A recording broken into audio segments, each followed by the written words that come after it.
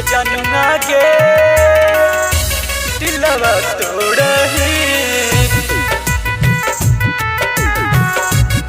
के जनुआ के दिलवा तोड़ही।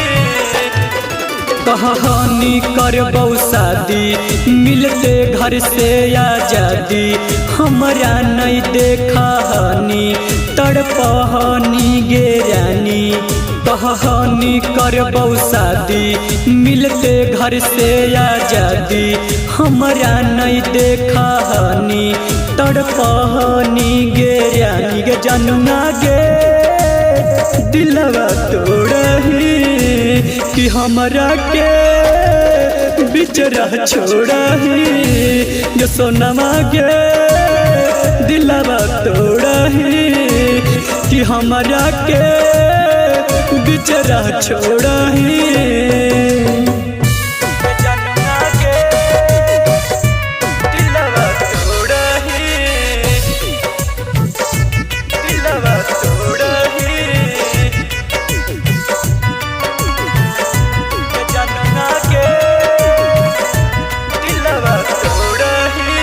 तू ही हमर बाबू हनी तू ही हमर जान गे तोरे में बसहलो पगल के परान गे पगल के परान गे।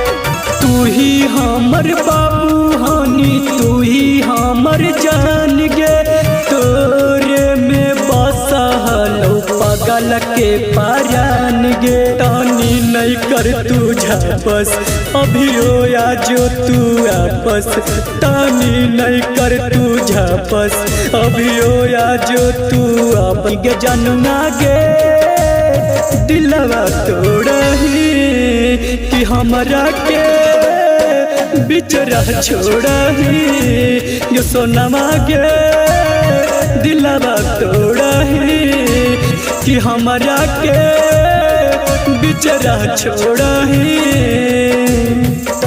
के जनुआ के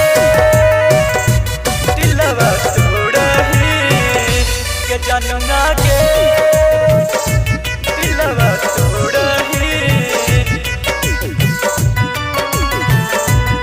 के जनुआ के दिलवा तोड़ही। दिन रात हम सोचाहियो कइल तोरे बात गे कलियो की कसूर गे पगली छोड़ देनी मोर साथ गे छोड़ देनी मोर साथ गे।